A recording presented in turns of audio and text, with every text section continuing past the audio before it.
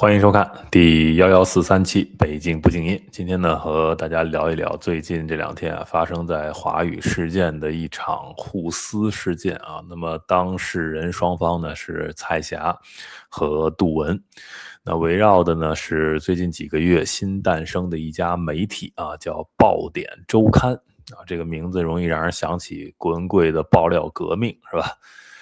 好 ，anyway 啊，我们回到这个事情本身啊，这个爆点周刊呢是据说啊，杜文投资100万欧去创立的一个新媒体，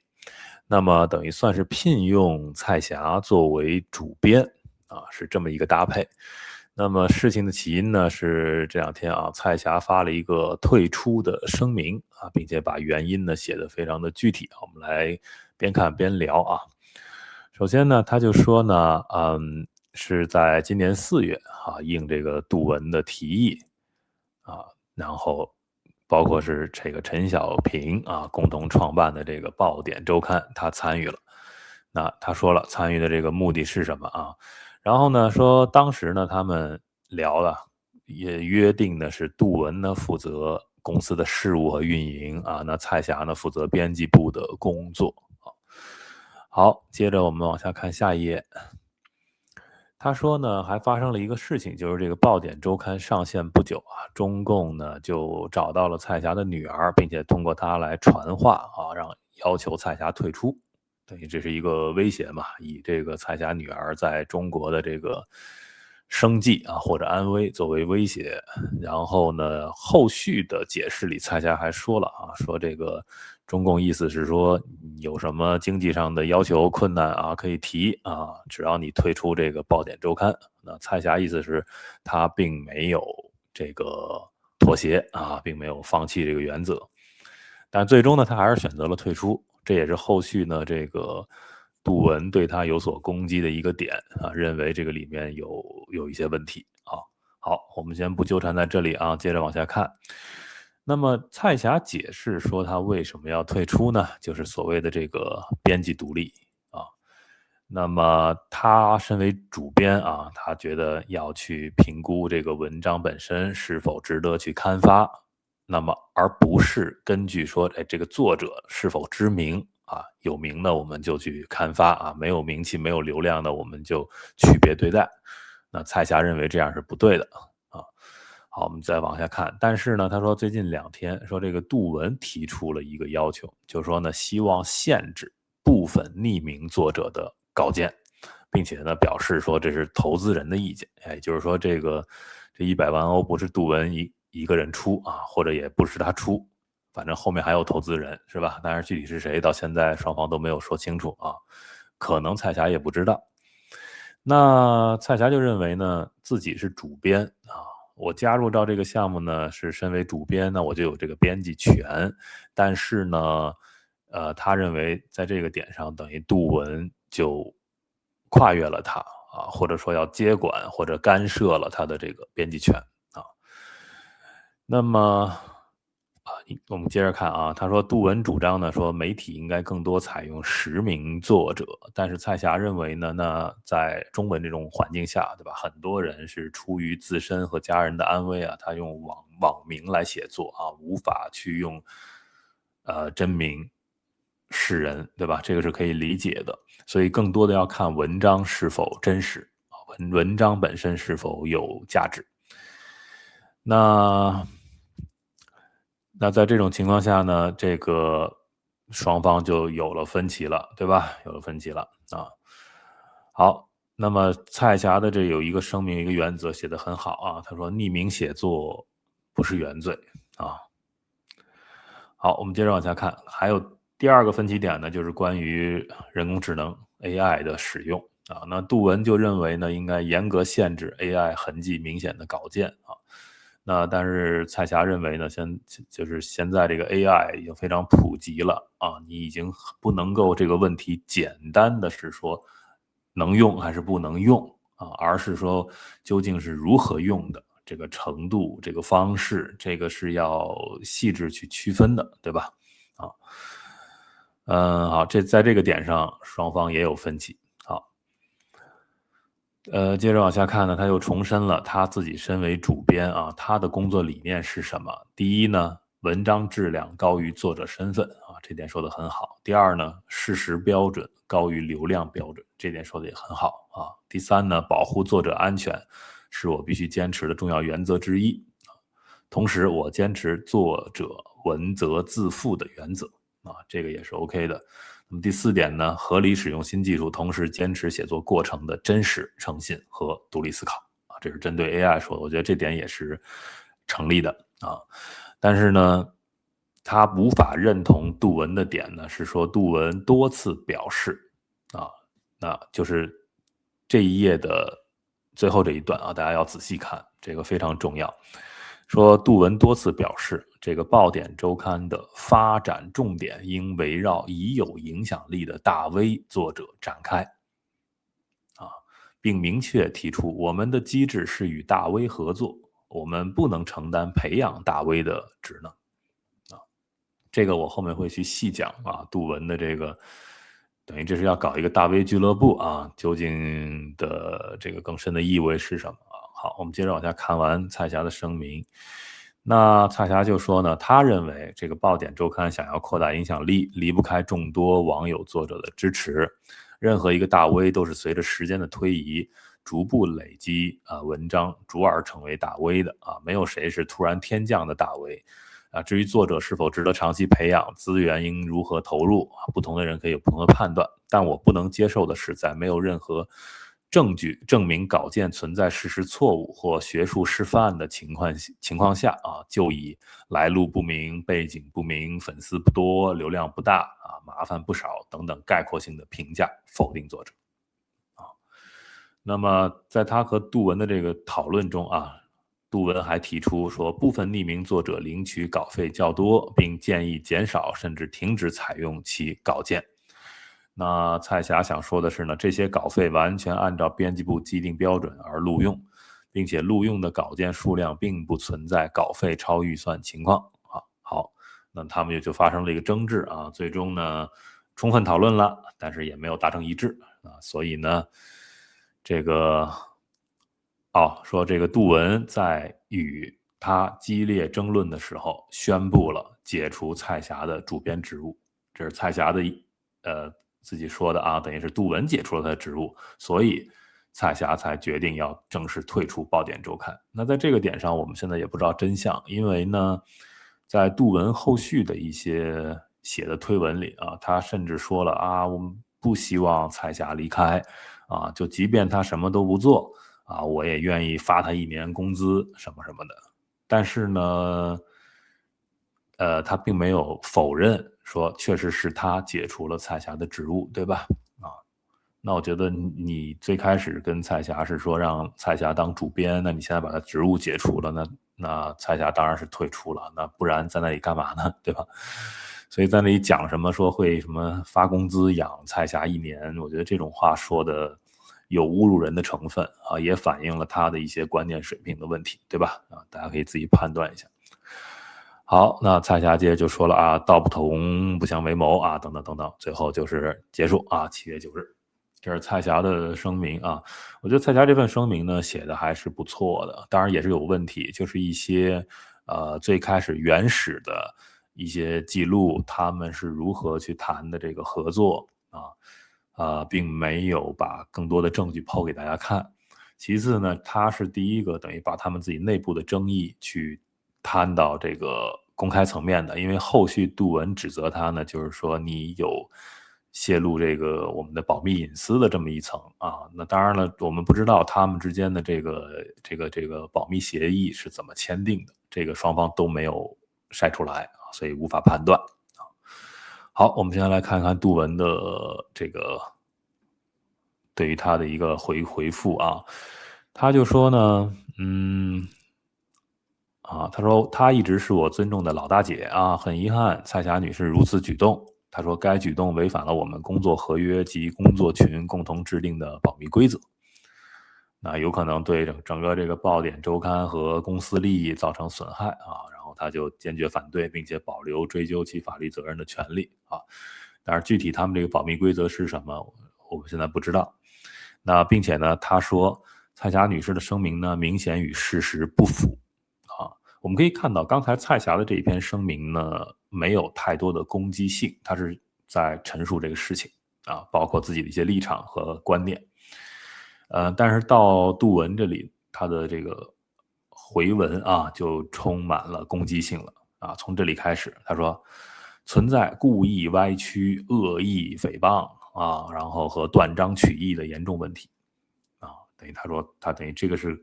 我觉得算是比较严重的一个帽子扣在蔡霞身上了啊。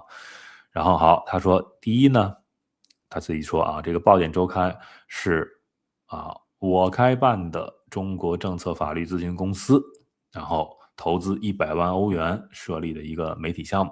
啊。那就是说他自己是老板是吧？好，整个这个商业逻辑啊、运行框架都是我提出的啊，我们召开了编委会什么的，等等等等。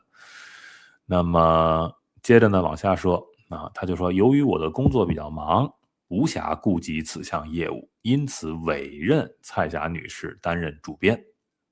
那同时约定，主编责任制具有稿件引用最高权力，其他编委只是建议。那这就说得很清楚了嘛。那蔡霞是主编对吧？杜文你自己说的，那蔡霞是有编辑权的。那怎么到后面你说了你无暇顾及这项业务，你并且聘用了这个蔡霞作为主编，你为什么现在又把这个编辑权去抢夺回去呢？这是一个问题，对吧？那你不能说因为你是老板，所以你就可以为所欲为嘛？那你的这个约定算什么？然后呢，他就说我们这个看这下页啊，第3点啊，我作为编委啊，与蔡女士发生分歧的原因是，他就说这个提到了欧盟的关于人工智能的这些规定啊，他说的这一点呢是成立的啊，他作为一个公司的运营者呢，投资人他担心这些法律的风险，这个是对的啊，是可以理解的。但是呢，他下面有一点说的是有问题的。他说：“你看啊，中间的时候大家自己看啊。他说，因此我建议蔡女士暂停对经反复检测65%以上人工智能写作的非实名作者稿件录用。”他这里面犯了2个错误问题。第一个呢是这个所谓的反复检测65%以上是人工智能写的稿件，这个首先是不成立的，因为现在去检测说这一篇文章是不是人工智能写的，所有的工具都不靠谱啊，没有一个工具是靠谱的。很多人类写的稿件，这些工具也会误判成是人工智能写的，所以只能当成是大家的一个娱乐而已啊，参考，你不能够当成去一个很精确的工具来用。那么对于这个现状呢，他还提出了一个特别精确的数字，65%以上，这就非常荒谬。首先，这些检测工具都不靠谱，那你这个65%这个精确数字是哪儿来的呢？所以这点上就可以看出杜文这个人啊，就是表现一种伪精确啊，在这里装啊，按理说就是装啊，不懂装懂装啊。那第二个问题是什么呢？这句话他就说非实名作者，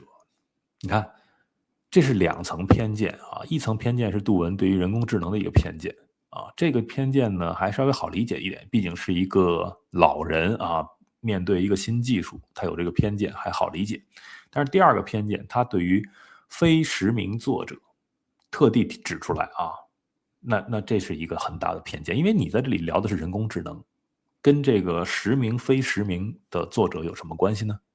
对不对？你如果是你针对人工智能，你就谈人工智能的事儿。你哪怕一个实名作者，按你这个标准，什么65%什么，你也应该严格执行啊。为什么要在这里特地的说出非实名作者？那所以就说明他对这些非实名作者也是有一层偏见啊。那我觉得其实这个就可以看出来了，就是他，当然了，他现在有没有投资100万啊？我们不知道，对吧？这都是他自己说的，他并没有拿出真正的凭据啊，或者说呢，这个后续这个投资可以到位，但是也就这最近他们这个媒体啊出来这几个月，不可能把这100万花掉啊。实际上他并没有花这么多钱。那么我们就说他准备拿出100万，好吧？啊，后续按他自己说的啊，我把这100万赔掉也没关系啊，我们也要做这个事情什么的，说的自己特别的怎么说呢？伟大啊。那好，那这100万他究竟要做什么？对吧？你拿100万欧其实也不是很大的一个数字啊。其实从这点上，大家可以看出这个海外所谓这个反共圈的这个贫困程度啊。当然，这个是另外一个话题啊，我今天不在这儿展开了。也之后可以再做另外一期节目来聊。但是我想说呢，好，100万你要拿出来，实际上呢，你这个爆点周刊应该是为华语世界去提供一些全新的公共价值的，对吧？啊，因为毕竟还是拿了钱了嘛，然后鼓励人们去创作嘛，你还付给人家稿费，对吧？还聘用了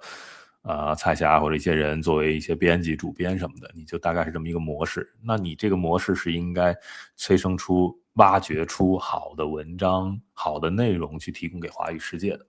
啊，新的一些公共价值的，对吧？但实际上他要做的是什么呢？他要做的是怎么说呢？不能叫收割啊，实际上是也不能叫收买，我们得找一个合适的词。建立一个大 V 联盟吧，啊，建立一个大 V 俱乐部，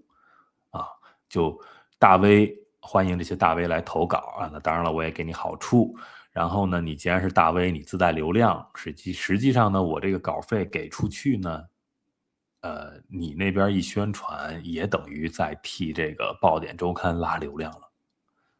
甚至都有点这个稿费都有点像是买流量的费用，是不是有这种感觉？就是互相之间推流，然后把这个爆点周刊给炒起来啊。那我觉得跟我刚才最早说的，他们能提供新的公共价值这个目标可能会相差比较远。啊，大概是想用100万欧直接买现有的流量，其实这就体现出了杜文的一种叫既有流量的，对于既有流量的一个崇拜，还是唯流量论的一种崇拜啊。我觉得这是一个很大的问题啊，这是一个很大的问题。那当然了，他的问题也不只是刚才我说的这些了，还有我们看这个回复的最后一段啊，他说4。对于蔡霞女士说啊，因为给爆点周刊工作及其女儿受到威胁啊，中共提出给她钱让她退出等问题，我们在第一时间表示同情，并且给予最坚定的支持。但是这绝不能成为主编违反法律规定和新闻职业操守及保密规则的原因。那他这个对于蔡霞攻击就比较重了，等于他说蔡霞违反法律规定，违反这个新闻职业操守以及保密规则。那我觉得这个东西这个话说的很重了，你要拿出一些实际的证据，对吧？那么后面这话说的更严重，他说恰恰相反，我个人认为这一切都是蔡霞女士故意所为。啊，他意思就是说，蔡霞在为这个爆点周刊工作、担任主编的过程中，那么刚才提到的所谓的违反法律规定、违反新闻职业操守啊，包括保密规则啊，所有这些事情都是蔡霞在故意的所为。目的是什么呢？他说，旨在从根本上毁掉这个来之不易、刚刚诞生的全新反共媒体平台。啊，那就是这个帽子给蔡霞扣得很重，是吧？就是说你蔡霞就是故意要毁掉这个平台，你为什么要毁呢？是你个人想毁，还是中共想毁，还是中共给了你这个任务让你来毁？啊，你这个过程中退出，你是不是有好处啊？等等，我觉得有这些意味在吧，对吧？啊，我们作为一个旁观者，我们看了会觉得有这样的意味在啊，所以这个事情当然后续他们还有互相的一些回击啊、争论。我其实，在第一时间我艾特了双方啊，我就说我这个频道可以给你们提供一个平台啊，你们过来我们做一场对话，你们把这个事情摊开来聊啊。其实我不是为了去蹭他们所谓的热度啊，我是觉得，当然了，我也知道他们不可能来，对吧？因为我这儿是一个很小的庙啊，没有那么大的流量，我也不是大 V，这个杜文是看不上的，那蔡霞应该也看不上，对吧？所以他们也没人搭理我。但是呢，我觉得这个姿态我要摆啊，因为这个对话这个对话平台，我们这个姿态和公共责任要求我要说这个话。那我也觉得他们当然没必要来我这个平台，你们在任何一个平台能够把现在不清楚的一些东西、一些证据摆出来，我觉得对于整个华语世界的进步是有很大好处的。我今天做这个节目，其实我并不是说我站蔡霞这一边啊，因为我老观众都知道，我对蔡霞一贯是批评的态度啊。我觉得蔡霞身上的问题很多啊，因为她的认知，她有时候说出来一些观点非常幼稚。那以及呢，她原来的这个作为党校教授的这么一层身份啊，享受这个红利几十年。那不管是因为得罪谁，还是就是因为反习近平啊，不管什么原因。那他现在跑到海外来，成了一个这个反共圈的一个名人啊。但是我觉得他对于他过去的认知，对于他过去的一些所作所为，他的反思并不够，他并没有更多的去和大家去分享这些东西啊。所以其实对于蔡霞这个人，我并不是十分感兴趣的啊，我并不是十分认同的。但是在这个事情上，我们就论今天这个事情上，我觉得目前为止他的发文，他的一些观点比杜文要好啊，因为杜文我也不了解啊，杜文到底是个什么人我也不太了解啊。但是我们就事论事来说，我觉得在这个事情上，蔡霞表现要好一些啊。当然后续了我们可以继续的看啊，他们会怎么样的继续撕下去。我觉得这个事儿不是说我们为了八卦，而是说对于华语世界而言，这个事件挺重要的。挺重要的。OK 啊，那当然了，也不是说就是华语世界这个只有这种纷纷扰扰啊，只有这种负面的东西啊。我觉得今天也有一个事情值得去给大家推荐啊，可能是一个挺好的事儿，就是大家所熟悉的这个大眼啊，李承鹏，终于开始做他油管了。做出了第一期节目啊，我还没有时间去看啊，我去点了个赞，我没有时间去看啊，大家可以去看一看到底水平怎么样。推特上有一些人夸啊，我觉得当然了，这个可能有这个互相推流的这个因素在啊，但是我建议大家凭自己的判断去看一下，因为李承鹏的文章写得非常的好，他对于这个事情的一个观察。非常有他独到的角度，那这些东西如果经过好的包装成一个节目，应该挺好看的，是不是？那所以建议大家去看一看，好像是讲中国的宪法啊。那对于李承鹏，我觉得这是一个很新鲜的，虽然他在推特上写文章很久了，但是在对于油管这个华语世界而言，是一个很新鲜的存在，对吧？我非常欢迎他的到来。那我还是秉持着过去的这个2个原则啊，我处事的2个原则。第一呢，对于有亮点的新的发现，我都是第一时间要推荐的啊。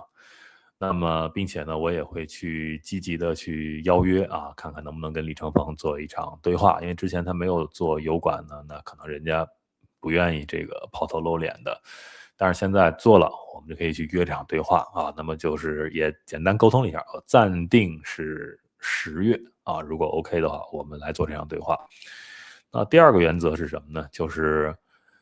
如果他有一些这个节目或者一些观念上我认为有问题啊，那我也会直言不讳的去批评啊。那当然了，有可能这个批评着有可能就有劲了啊，有可能这场对话就没了啊。当然这个都有可能anyway， 我就是表示一下我这2个原则。好啊，我们希望华语世界能越来越好。那这样的事情不一定是坏事啊，让他们去兑现、去撕，那我们在中间可以学到很多啊。那当然，包括李承鹏这样的算新人啊，来到油管也是一个积极的变化吧，我觉得啊。好，那我们今天就聊到这里了啊，感谢收看、订阅、分享。